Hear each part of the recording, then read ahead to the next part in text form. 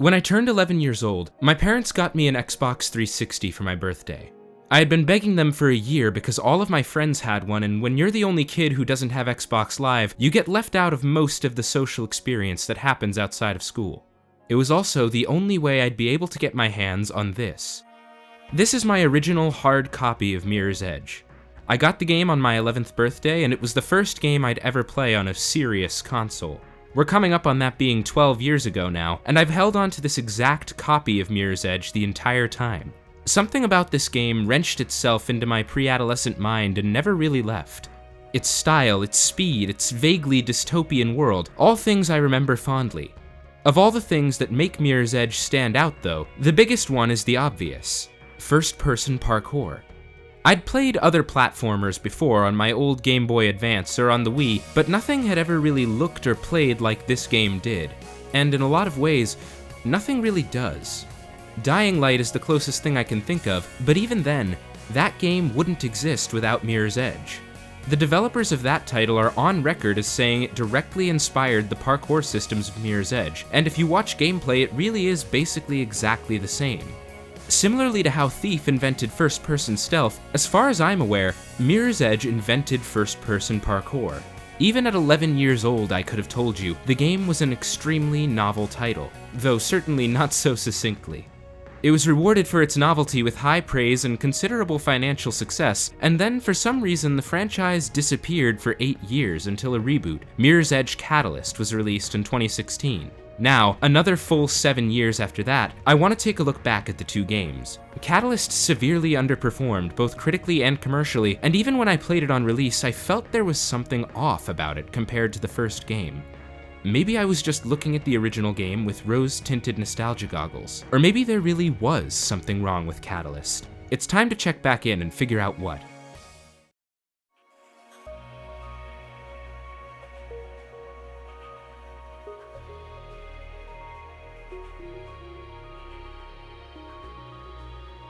Mirror's Edge is a game that I've played through easily a dozen times, if not more. As I said in the introduction, this game was one of the only two that I had when I first started playing on Xbox 360 in my tween years.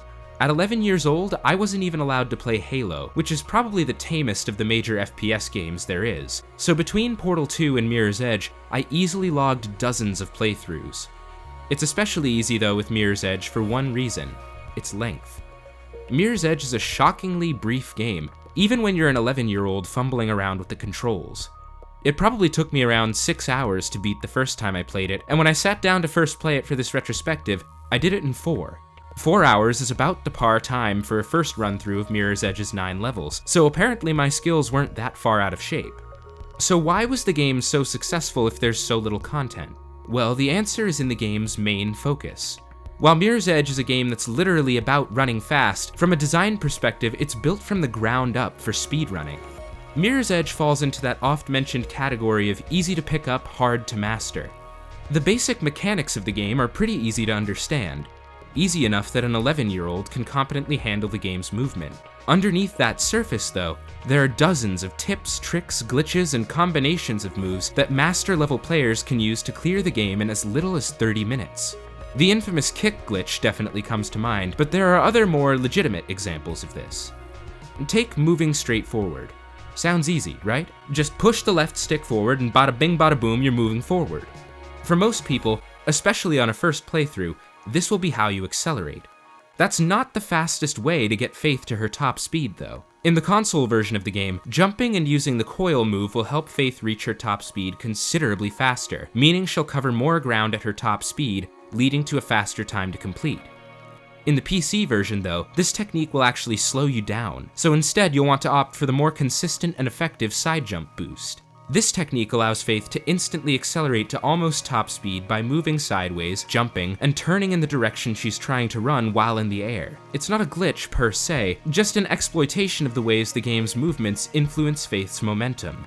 The majority of Mirror's Edge's content then is found in its replay value. The game is one big, carefully curated obstacle course that challenges players to run it over and over again, trying to improve your muscle memory and your completion time. Levels can even be replayed in a time trial mode to compare your speed with others around the world. Movement in Mirror's Edge, whether you're using glitches or not, is its own craft. A craft that takes hours upon hours of practice to master and perform at a high level. Normally I'd only play a game once or twice for one of my videos, but in the spirit of Mirror's Edge's craft, I instead opted to play it until I could qualify on every level's time trial, trying to master the levels and develop some of the muscle memory that a speedrunner would. I'll probably never be a master of Mirror's Edge's gameplay, but I managed to get a lot closer through my practice. The time of my final run-through of the game was about an hour and 45 minutes, which is considerably more respectable than my initial run, but still not quite up to snuff with the best of them. In my Last of Us video, I talked a lot about how video games are capable of producing an emotional effect with far less narrative content than most pieces of passive media, and I think if I had to choose a poster child for that school of thought, it would be Mirror's Edge. In fact, I'd go so far as to say that with Mirror's Edge, less is more. I've been playing this game intermittently for 12 years, and I still don't think I could explain the full story to you. There were entire characters I just forgot existed because I basically never cared to pay attention to the game's narrative. I know Jackknife is the bad guy. That part I get. I just don't really get why he's the bad guy, and ultimately I don't really care. The strength of Mirror's Edge isn't in its story. In fact, I'd argue that its story is basically designed to be skipped. Every cutscene except the very last is skippable, quickly. Most of the major plot points are delivered very briefly, poorly, or somewhat vaguely. No, here gameplay is king, and yet that gameplay is exactly what creates the game's emotional effect. All you really need to know is that parkour is punishable by death, and the city is pretty and bad. Once you start to delve into Mirror's Edge's high-speed platforming tech, you'll learn about the thing that gives its gameplay the distinctive feel that no other game has really replicated: its intoxicating momentum. Mirror's Edge captures momentum through various small stylistic flourishes that are much greater than the sum of their parts. I say momentum and not speed deliberately here. Any game can create the illusion of speed. Momentum, though, isn't just speed. It's the preservation of speed even beyond the action that created it. Mirror's Edge features animations and sound design that are meticulously curated to give not only the illusion of speed, but also the impact that speed can create as a consequence. There's a great profile of DICE Studios where senior animator Tobias Dahl admits that he didn't even think creating a game with as detailed an animation rig as Faith would need would be possible. Faith's 3D model had to have her arms and legs distended in order to make sure that they would properly show up in the first-person perspective, which then necessitated an entirely separate animation rig just for her shadow to look realistic. To give you an idea of just how many bespoke animations had to be created for Mirror's Edge to work, in that same profile, Dahl is quoted as saying the following, quote, "The flexibility of the moves in Mirror's Edge, however, means that even for something simple like using a ladder, there are over 40 animations. You can get onto the ladder from the right, the left, or straight on. You can jump onto it from above or below. You need different idles when you're climbing up or hanging with one hand, shooting with different hands, and then exiting the ladder left, exiting right, jumping off, or jumping backwards. The list just goes on and on." End quote.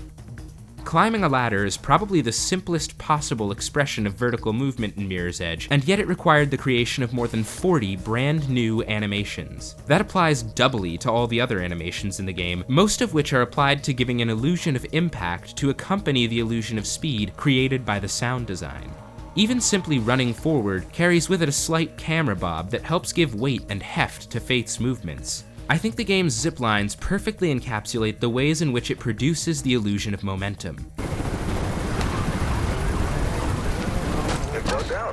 In that clip, Faith jumps to grab the zipline with a soft, scuffed sound effect. We see her hold her legs up, showing us how high we are off the ground, and as we begin to slide down, there's the humming friction of her glove against the wire, mixed with the wind whipping against her face. The hum rises in pitch as the wind sound effect's volume increases, and then finally, she slams into the wall, Faith's legs bracing against the impact with a concussive thud, and even a small dust animation.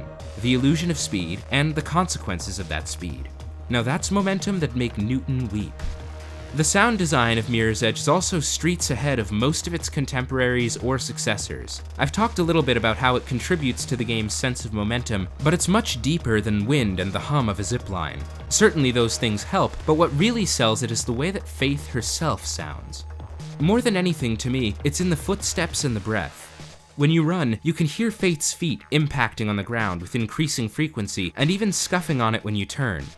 Jump and the wind will whip in your ears, hit a tough landing and Faith will grunt in pain. These are all very small touches, but they help to give Faith's movement a sense of presence and speed outside of what most games would provide. Faith's breath and footsteps are particularly boosted in the ambient sound mix the faster you run, giving you the impression that she's pushing her physical limits. All of this put together lends Mirror's Edge a powerful sense of momentum that actually often acts as a double-edged sword. When you're in the groove, running at top speed and executing moves perfectly to weave through the level like a winding river, Mirror's Edge will make you feel like a god among mortals. This means, though, that anytime you have to slow down, whether that be due to a mistake on your part or in the level design, it leads to a complete deflation of that high. The boat level is a particularly egregious offender, constantly slowing you down with bulkheads that force you to stop and turn a wheel for a full 5 seconds, and forcing you to free run within tight, confined spaces, but there are parts of every level that forcibly interrupt your flow. Mirror's Edge often forces you to walk through vents, which invariably requires you to slowly trod through a dark, bland metal corridor. These moments of anti-flow are my biggest problem with Mirror's Edge as a game. A solid 80% of it is an amazing high-speed platformer, but there are times when it gets in its own way. Take Mission 1, Flight. For my money, either Flight or the Shard are the best missions in the entire series, but I choose Flight specifically because it has the fewest moments where your flow can be interrupted. There are only a few elevators and one vent sequence, making it an absolute blast to speedrun. Flight is a genius level for Mirror's Edge outside of just the flow, though. It's particularly great because of its alternate pathways. Mirror's Edge levels often offer alternate pathways, but my favorite thing about Flight specifically is that there are many different ways to run the level efficiently. Watch 3 different legit speedruns of Flight, and you'll find 3 slightly different approaches that result in roughly the same time. All paths are viable, but must be executed deftly in order to get through the level at a good pace. The level keeps you going fast, and demands intimate knowledge of the game's systems and its layout, while still allowing you some freedom of traversal. Contrast this with the aforementioned boat. I mentioned how the bulkheads constantly slow you down, but the level's problems run deeper than that. Its 2 biggest sins are confined space and forced combat. Almost all of the boat's runtime is dedicated to slow-moving, precision platforming within tight spaces, which is not at all where Mirror's Edge excels. It features basically none of the high-octane, high-speed freerunning that makes most of the levels in the game so enjoyable. Even the chase sequence at the end of the level is mostly done at slow speed, being forced to open bulkheads and climb random vents. Then there's the forced combat aspect of the level. The boat features multiple segments where the player is forced into situations where they have to fight enemies rather than avoid them. The combat in Mirror's Edge is overall pretty clunky. Faith is a runner, not a fighter, so she's extremely fragile and doesn't hit particularly hard. For 90% of the game's runtime, this is great. It disincentivizes combat because combat was never the focus, and adds a significant degree of tension to any platforming sequence where enemies are present. Most of the time, enemies are meant to be avoided entirely, run past at top speed using superior knowledge of the level's layout and the game mechanics. The boat, though, uses the bulkheads and its narrative to create sections where the player has no choice but to engage with the game's combat systems. When enemies have weapons, you have to nail a disarm to effectively fight back, which can be quite difficult depending on the weapon. You get 2 chances to get it right, and if you don't, you die. When you're speedrunning, this can be game-ending. Not to mention the fact that in order to trigger the disarm animation, you basically have to stop moving directly in front of the enemy or manage to sneak up from behind. Then you actually get a hold of one of the guns, and realize the second major problem with Mirror's Edge's combat. That being that shooting the police doesn't feel nearly as good as it should. Seriously though, for a studio that was known only for producing the Battlefield series, the shooting in Mirror's Edge feels terrible. The guns have basically no impact, they don't even have ADS, and in contrast to all the other elements of sound design, their fire feels hollow and weak. They even weigh Faith down and force her to move slower. All of these problems make shooting in Mirror's Edge feel like something you're never supposed to do, and yet, here the boat is, absolutely forcing you to do it. The worst offenders, though, are the 2 fights with the assassin that Faith came to the boat to catch. The game railroads you into both of them, and if you thought the shooting in Mirror's Edge felt bad, well, just wait until you get a load of the melee combat. Melee combat in Mirror's Edge is about as clunky as the parkour is graceful. and all it really amounts to is spamming the right trigger after different combinations of parkour moves in hopes that you'll break the enemy's guard. It honestly feels like every time you attack certain enemies like the assassin or the parkour-trained cops, the game is rolling dice as to whether your hit connects. It's baffling too, because the game already knows how to handle confrontations with other parkour professionals. In the second mission, Jackknife, and in the very same mission where these boss fights take place, the game has Faith engage in chases with her fellow runners, presenting a sort of platforming boss rather than a fight. There's a much better way to handle things right there, and instead the game forces you to use its sluggish combat, leaning away from its strengths and into its weaknesses. I highlight the boat specifically because it's indicative of most of the problems that the original Mirror's Edge faces in its design.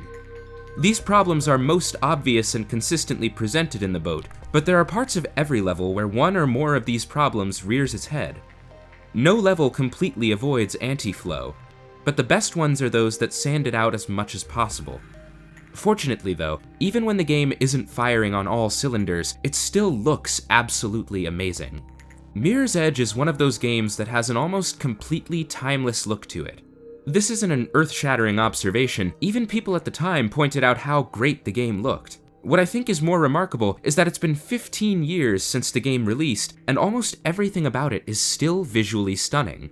The one place where its age shows is in the character models and facial animations. The 7th console generation never really managed to stick the landing with modeling realistic humans until the very end of its duration, and Mirror's Edge released only 3 years into that generation, so the people still kind of look like action figures. Taking this into account, Mirror's Edge doesn't focus on people, and instead focuses on what the 7th generation could render beautifully: its environments. Mirror's Edge manages to leverage color and ambient sound design in such a way that what would otherwise be considered bland industrial environments become spectacular again. Take for example this atrium from the level Kate. It would have been so easy for this to come off as another bland, gray video game industrial environment. Instead, through brilliant use of white and orange instead of more realistic coloration, and Solar Field's soundtrack, this atrium becomes a sort of parkour zen garden, in the midst of a level full of running from heavily armed cops. A great sort of slowdown in the breakneck pacing of the level to this point that doesn't actually affect the player's enjoyment of the level, since you're still moving quickly and doing difficult parkour tricks. Mirror's Edge often does this well. It has this amazing ability to go from a high-octane chase full of cops and shooting and yelling, and then turn the tension dial way down on a dime, while still being entertaining. That ability is, to my mind, largely attributable to moments like this one in Solar Field's soundtrack, that help to sell a sort of feeling of calm tension, like you're in the eye of the storm and soon you'll be back in the maelstrom. While it's not my favorite level in the game, Kate's Atrium is undisputedly the best single sequence in the game, and with all these elements together, it's hard not to see why. The Atrium is just the best example of that combination of musical and visual mastery in the game, though. Around almost every corner, there are stunning vistas to behold. Open a door and sometimes the brilliant white of the city's buildings will almost blind you like a thick blanket of snow. The buildings all look like normal modern buildings, but have this clean white sheen that helps to sell the near-future dystopia the city is supposed to be. Color, in fact, is one of the most important aspects of Mirror's Edge's mechanical design as well. There's the obvious aspect of the red runner vision mechanic that serves as a sort of pseudo-objective marker, but in an interview for IGN from the time of the game's release, art director Johannes Soderqvist expands further on the game's use of color. Quote, "When it comes to specific colors, we have a limited palette. Red, orange, yellow, blue, and green. Red is used for runner vision. Orange and yellow is often used to subconsciously lead the player, or simply because it looks great in direct sunlight. Blue is used when color is wanted, but without leading the player. Blue also looks great in shadows. Green is practically banned from exteriors and is only used in interiors." End quote. The game's usage of green obviously lends itself to the dystopian setting, but the most interesting aspect to me here is the comment about the usage of orange and yellow. Once I read this, I couldn't believe I had never noticed the way that the game uses orange to signal optional pathing. In the speedruns of the levels, you'll frequently have to use optional pathways and oh, look, it's orange. Almost any time there's an intentional alternate path, the game will highlight it orange or yellow to draw your eye to it. Slowly, the game's use of colors subconsciously teaches you to use runner vision for yourself, to discover new pathways. This, mixed with the use of common assets across the game's runtime, lets you develop a visual profile of what kinds of objects are useful in your traversal of the level and what kinds are set dressing. Most of the interactable parkour elements have the same basic asset that teaches you the shape of a specific element. Once you get to know what it looks like, you can then extrapolate that shape out to other objects in the world. Take for example springboards. Most of the time they look like this, a small box with a larger one behind it. What the game doesn't tell you outright though, is that any object with that basic shape can be used as a springboard.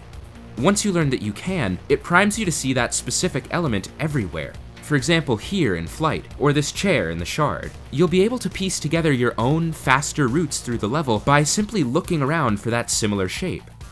In this way, the gameplay of Mirror's Edge takes on an almost improvisational tone when you're playing a level for the first time. You have the tool set to work with. Now it's up to you to figure out what you can do with it in the environment, finding as few interruptions in the flow of momentum as possible. Then, once you've found the right path, it's practice, practice, practice until you've developed enough muscle memory to run the level perfectly. As a performing artist, this pattern is all too familiar to me, and actually probably explains a great deal of why I enjoy the gameplay of Mirror's Edge so much. Many people have criticized it for being trial and error, and I don't think that's quite accurate. Instead, it's about practice. You're not going to get every note of a song right the first time you sing it. It takes repeated run-throughs with active listening and changes to your approach to perfect it. The same is true for Mirror's Edge. There's one last thing that I've brought up but absolutely have to expand upon about Mirror's Edge, and that's its soundtrack. Composed by electronic musician Solarfields, Mirror's Edge has one of the most memorable game soundtracks I've ever heard, and I think that's down to one specific fact. If you open up the album on a streaming service, you'll notice something interesting. Each level has its own dedicated song. Most games will use repeated themes throughout their runtime, since games will often have you participating in gameplay loops that demand the same situation arising time and time again. In keeping with Mirror's Edge's focus on momentum and flow though, no level in Mirror's Edge repeats music from another. This level soundtrack approach allows the game's music to have its own sense of flow. Each track can shift with the situation to create a feeling of soothing ambiance or heart-pounding tension, and each situation feels musically unique since it's an outgrowth of the level soundtrack rather than a specific musical theme. In this way, Solarfields' soundtrack flows better than almost any other game I've heard, and does so without ever stopping, just like Faith herself. It's a truly genius composition, and it fits the game to a T. Mirror's Edge is definitely not perfect. It does what it does well so goddamn well, but it fails to leverage those things consistently. When things are firing on all cylinders and you're hurtling through the level like a freight train, preserving momentum and performing masterfully, the game feels like a masterpiece. I absolutely love the game, especially after my playthroughs for this retrospective, but the moments of anti-flow that it allows for in its design are hard to overlook. With a little more work and some cuts, I feel like this game could have been as close to perfect as possible. But as it stands, it's a gem with some serious imperfections. Instead of those specific changes to the original game's formula though, the 2016 reboot opted to shift design priorities entirely.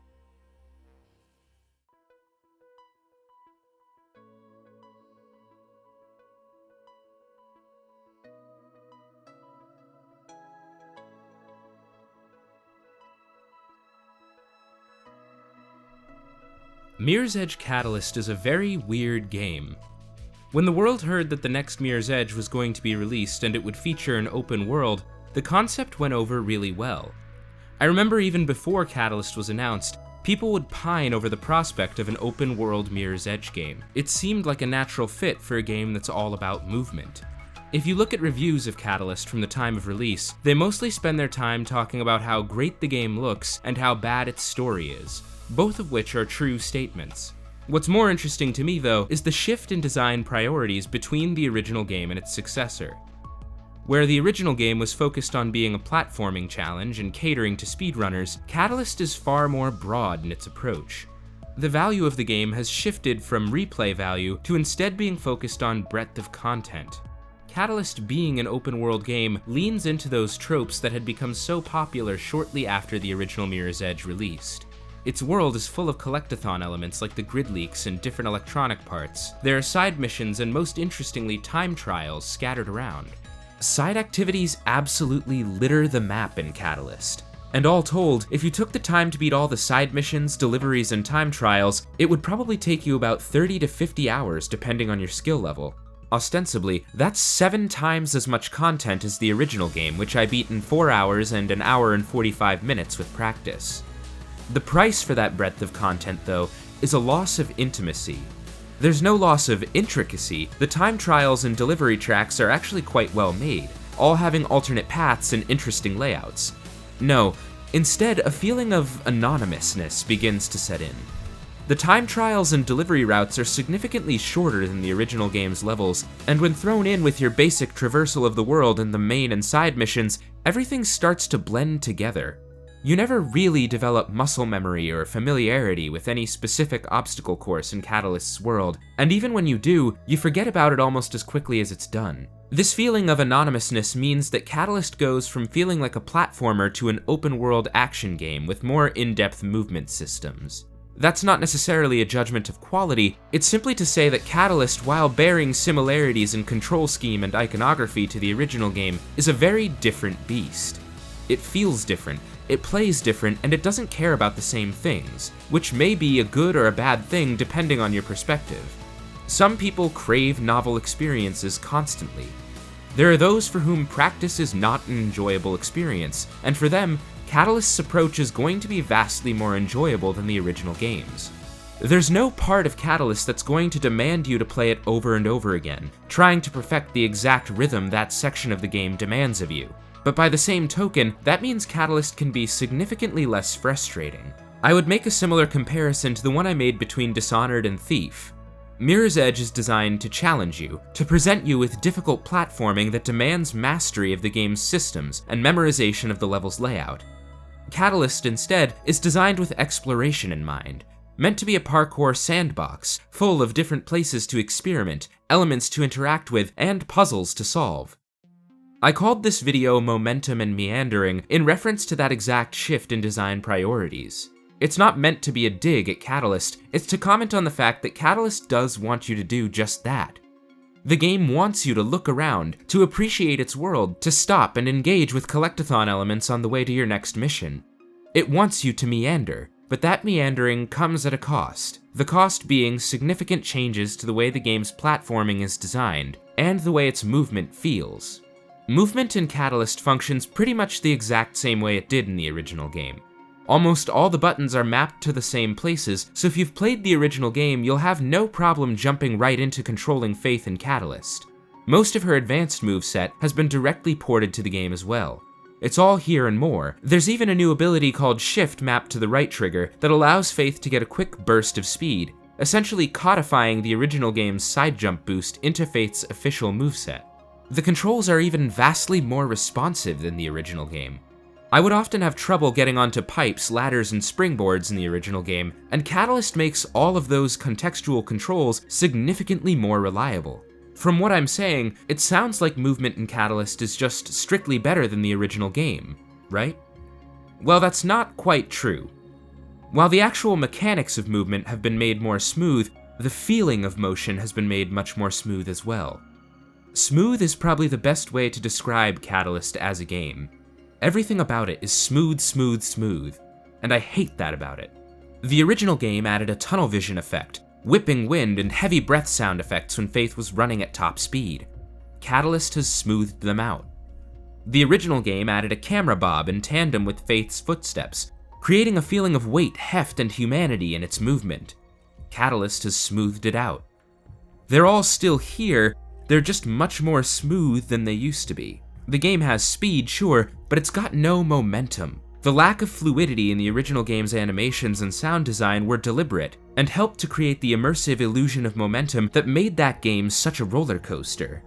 Sure, the original game's momentum could be a double-edged sword, but once you got to know it and learned to use it to your advantage, it's absolutely intoxicating. Mirror's Edge is a game of very high highs and very low lows. Catalyst has normalized the curve, but that's not really a good thing. Instead of making a jagged roller coaster with peaks and valleys, now it's more of a flat plane with some light bumps along the road. These changes to motion are made in tandem with Catalyst's new design priorities. The heavy tunnel vision effect of the original game would get in the way of looking around at the high-definition world that DICE worked so hard to create. It would stop you from spotting collectathon elements on your path to the next level. The loud footsteps, breath, and wind of the first game might get in the way of your hearing for the 4,000th time. The game doesn't want movement to take up all your senses because it has open world elements that it's trying to get you to engage with as you travel, which unfortunately has ramifications across the entire game. Instead of feeling like a freight train, Faith feels like a sleek monorail. Instead of feeling like a human being, she feels like a camera on a dolly. Again, this is a quality judgment from my perspective. To some people, the loss of momentum and the smoothing of the original game's highs and lows will be a welcome change, but to me, it's significantly less immersive and effective. There's no point when I was playing Catalyst that I felt like a genius parkour athlete dodging bullets in a high-speed chase. Instead, I felt like I was playing a very polished and smooth video game. There are some changes to Catalyst that I like, though. For example, shooting has been removed entirely. Great choice. The shooting in the original game felt like crap, and was completely counterproductive to what you actually wanted to be doing in that game: running. Catalyst makes all combat martial arts focused, and essentially has enemies function as parkour obstacles, which is awesome. Light traversal attacks will let you push an enemy right out of the way and keep moving, and if you chain them correctly with the rest of your movement abilities, you'll never get hit thanks to the focus shield, a bar of energy that builds up when you run and drops when you get hit. The original game had this mechanic as well, but it was hidden. You were significantly harder to hit the faster you were moving. Catalyst just formalizes this and tells you about it, which is nice. All of it allows enemies in combat to feel a lot more like a well-incorporated part of the game's flow rather than a boring, sluggish slowdown, about 50% of the time. Unfortunately, DICE were a little too proud of the changes they made to the combat system. So proud, they decided that forced combat was no longer one of the greatest sins in Mirror's Edge, and actually a great strength. Every time the game forces you to fight, they're invariably the least enjoyable moments in the campaign. At its best, it amounts to spamming wall climb, turn, jump, heavy attack, and at its worst, it devolves into a Scooby-Doo-esque chase around the arena, trying to just land a hit on the last guy there. I've said it before and I'll say it again, movement should always be the foremost focus in Mirror's Edge. Whenever the enemies are platforming obstacles, it's great. Anytime either title tries to be an action game, it's a complete faceplant. I think that's the biggest issue Catalyst has gameplay-wise. It's just trying to be too many things. It wants to be a high-speed platformer, a puzzle platformer, an open-world sandbox, and an action RPG, and it winds up feeling like none of those things fully. Look at the RPG elements, for example. Who in their right mind thought that gating half of Faith's movement kit behind skill points and leveling up was a good idea? How in the world did that choice make it past playtesting? The game would feel much better and far less confused if it had committed to one or two of these choices. Take the grid nodes, for example. From what I can tell, Catalyst's grid nodes are considered to be the best platforming in the game, and from my perspective, they are. They're much slower than the original game's levels, but instead present a more interesting series of movement puzzles that have to be carefully negotiated lest you trigger the security. Each grid node has its own unique elements, and makes you engage in careful planning and execution of your route to complete them. I would have loved it if the game had committed to this parkour dungeon style, set in an open world that allowed you to engage in more high-speed platforming during traversal. The game never really does fully commit to any one approach though, and it ultimately just feels kind of confused. There's one final addition to the game's mechanics that I think serves as a perfect example of all of Catalyst's new design priorities: the mag rope. In Catalyst, Faith gets access to a wrist-mounted grappling hook. The mag rope and its two upgrades can be used to swing from grapple points, pull Faith up to grapple points, and pull down weak structures in the world. Now you might be hearing those utilities listed and wondering, what the hell does that add to the platforming? And to that I say, my question exactly. Nothing. All of the mag rope's utilities have already been accounted for in the existing Mirror's Edge movement kit in more mechanically interesting ways. What the mag rope is there for then is two things: flashiness and progression gating. Does swinging across a giant gap with the mag rope really serve any more mechanical purpose than swinging on a pipe? No, but it certainly looks more dramatic and meters the game's progression pacing by boxing you out of parts of the world until you've unlocked it. This attention to style over substance, for lack of a better phrase, carries over into the ways that Catalyst handles its open world as well. I usually don't like to use that phrase since it carries with it a very negative connotation, but I don't think that it necessarily has to. Substance isn't the end-all be-all of a piece of art being great. I do think that to create something beautiful has merit in and of itself. Glass is a very different city than the one in the original Mirror's Edge, in more ways than just its higher graphical fidelity. The vagueness of Mirror's Edge's setting, much like was the case with the original Thief, gave it a kind of timeless feel. In contrast, Catalyst wants to have a much more defined setting. The broad strokes are the same, the city used to be normal and now it's all white and clean and bad, but Glass is far more futuristic than the city of Mirror's Edge 1. Everything is big screens and textless interfaces and brain chips from the bottom to the top. White is still the primary color on display, but now most things are far more colorful outside of that. There's bright lights and different colors everywhere, basically tied to each district. The architecture has also been changed significantly. Take for example the two games' shards. The shard in the first game is kind of fancy, but much blockier and sharper. Here in Catalyst, it's much smoother with giant fans that don't seem to serve any particular purpose other than to fling you later. That's the strangest thing about Glass as an open world. It's trying to appear as a more real, lived-in space than the city of the original Mirror's Edge, but it doesn't really achieve that goal. Whitelight talks about this in his video as well, but much of the architecture in Glass doesn't really make practical sense outside of looking cool for the player. What I want to expand on, though, is an extrapolation of that idea. Catalyst's world feels uncanny and almost dreamlike to me. You're on the rooftops of one district 1 minute, and then on the ground near the sewers within a few minutes of travel time without any actual feeling of descent.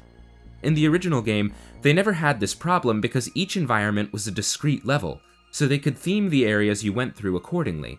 Here in Catalyst, it's like they knew which themes they wanted each district to have, but they didn't really pay any mind to where those districts existed. The map's layout just doesn't really make sense to me, and it leads to Glass feeling like it's almost procedurally generated.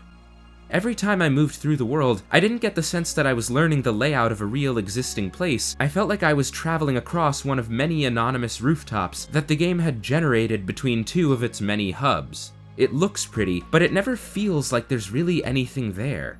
Now you might be thinking that the original game's city isn't any less anonymous than Glass is in Catalyst, and that's true.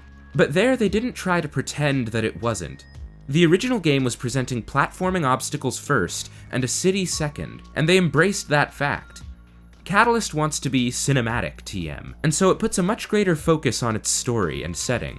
Catalyst seems to think that Glass is some kind of genius, well-developed cyberpunk setting, and it just isn't that at all. There's no point at which I was running through Glass and felt as though I was truly immersed in its world, and that's because it really isn't that well defined and it isn't really that interesting. I feel that there are a lot of parallels between Mirror's Edge Catalyst and Thief 2014. Catalyst isn't nearly as bad or nakedly cynical as that reboot is, don't get me wrong, but the two games stumble into a lot of similar pitfalls. Take for example how they handle existing series iconography. Catalyst likes to name-drop things that people might recognize from the first game, but in completely new contexts that are less effective. A perfect example of this would be Project Icarus. In the original game, it was a plot by the government to kill all of the runners. The main supporting character in Catalyst is called Icarus, trying to tickle those nostalgia pathways without actually continuing the series' continuity. Or look at Pirandello Kruger, now called KSEC. In the original game, Pirandello Kruger was a faceless corporation, trying to privatize the city's police force. I know I kind of talked trash on the original game's story, and I do stand by that. But that conflict is actually realistic and thematically complicated if explored properly. In Catalyst, KSEC seems to be different things depending on what the plot needs from it at any given time. Sometimes they're a private security firm. Sometimes they're a tech company, sometimes they're the government, and sometimes they make soap opera tier evil plans, like abducting Faith's sister and brainwashing Kate into being a super soldier. No, I'm not kidding. That is the honest-to-God plot of Mirror's Edge Catalyst. I know that I said the story in the original Mirror's Edge was pretty shallow and not particularly well conveyed, but compared to the story of Catalyst, the original game's plot looks like fucking Citizen Kane. In making the story more prominent and more detailed, they somehow managed to make it 100 times more ridiculous. Again, Catalyst's story is nowhere near as bad as something like Thief 2014, but it's still far too weak for the game to lean on it as heavily as it does. I remember in my initial playthrough, I was mostly just confused. And now, after my playthrough for this retrospective, I understand the narrative itself, but I can't possibly bring myself to care. Paradoxically, Catalyst's greater number of details in terms of the world and narrative actually makes everything less effective. The original game felt like it was almost a parable about authoritarianism. Not a particularly great or revolutionary one, mind you, but one that was general, broadly applicable, and largely allegorical. Catalyst, instead, wants to be a sci-fi cyberpunk epic, but doesn't present its world or characters in a compelling enough way for it to be taken seriously. There's more characters and twice as much runtime, and yet somehow it feels like there's half as much substance as there was before. There's just enough detail there for it to feel like the game is failing at drawing an interesting cyberpunk setting.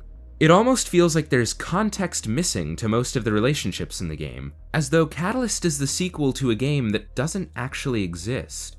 I kept wondering why the story felt so incomplete until I saw this. Check out the Mirror's Edge Exordium comic book to... What?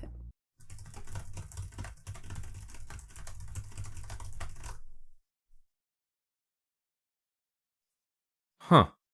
Yes, in a truly bizarre turn of events, half of the plot of Mirror's Edge Catalyst is squirreled away in a 6-issue comic series called Mirror's Edge Exordium. I read the comics out of curiosity, and they're alright. They don't fix the fact that Catalyst isn't a particularly great story, but they do make it a lot more coherent. Basically, all the relationships that matter are set up in the Exordium comics. All the backstory about why Faith and Dogen know each other and what she owes him, in the Exordium comics. The entire setup of Faith and Noah's relationship, as well as how the entire Runner Cabal operates in Catalyst's world, in the Exordium comics. Celeste? Yeah, she's in the Exordium comics. Jesus Christ, why weren't these in the fucking video game? The Exordium comic series is like a knife in the heart of Mirror's Edge Catalyst. I don't think the game would have been some kind of masterpiece if they had been a part of the game, but it would at least make a great deal more sense.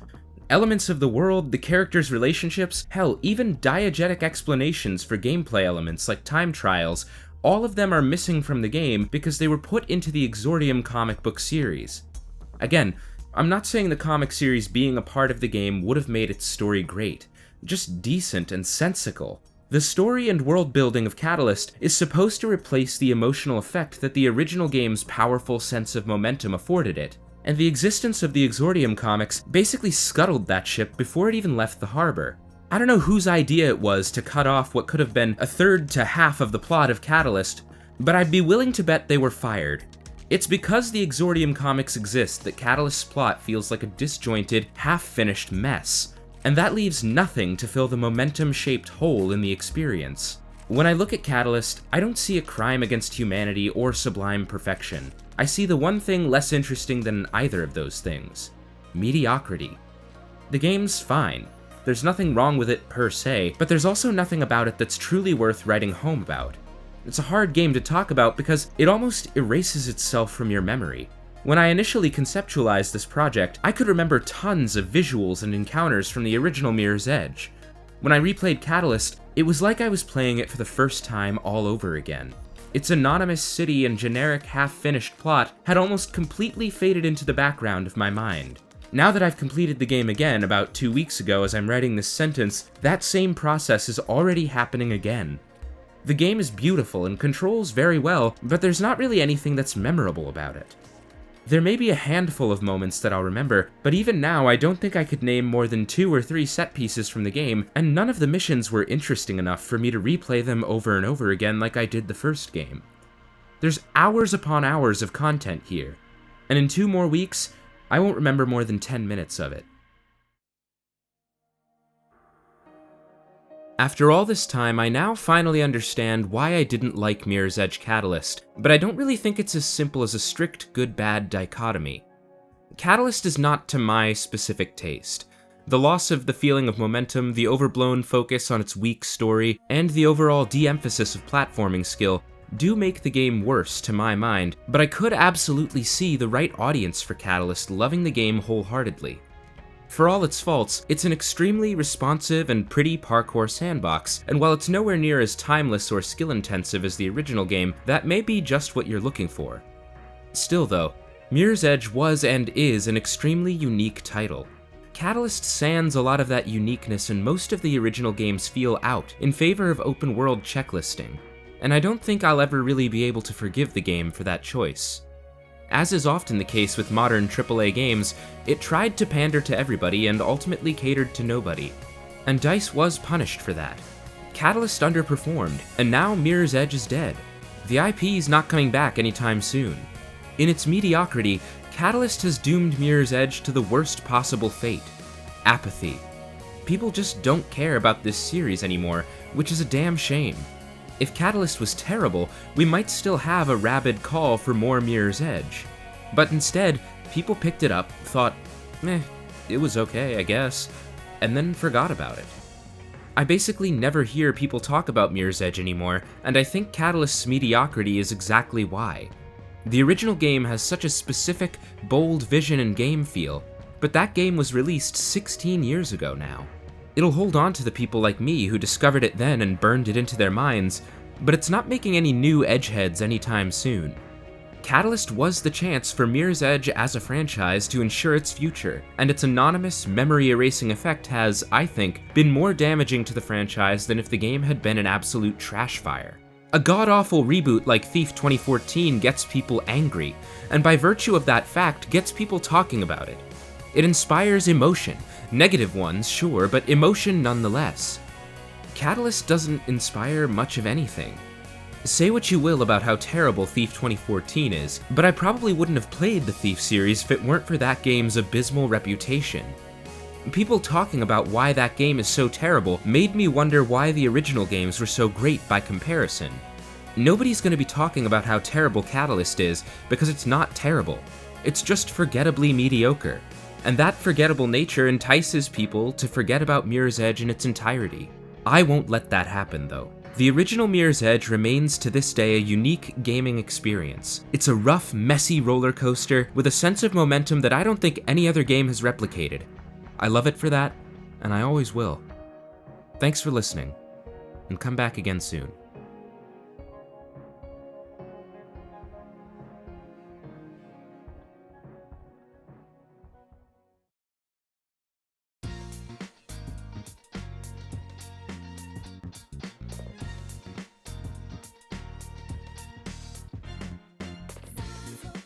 It's time for the channel updates section of the video.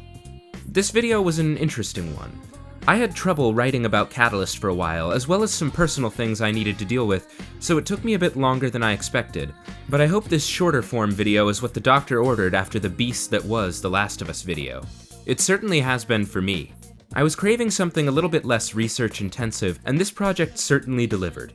If you're a new listener, I hope you enjoyed. Subscribe and ring the bell to hear more from me. I just released the aforementioned Last of Us video, and I have a series on Thief and some of the games it inspired, so I hope you'll check those out. I'm quite proud of them.